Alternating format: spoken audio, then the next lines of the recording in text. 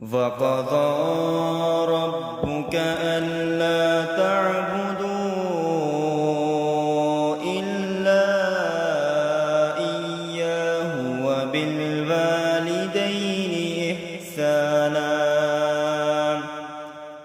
إما يبلغن عندك الكبر أحدهما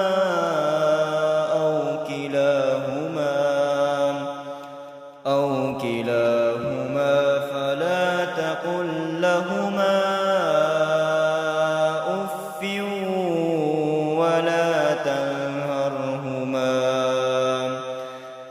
أف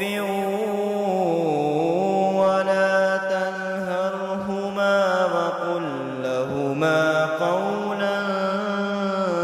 كريما واخفض لهما جناح الذل من الرحمة وقل رب ارحمهما كما ربياني صغيرا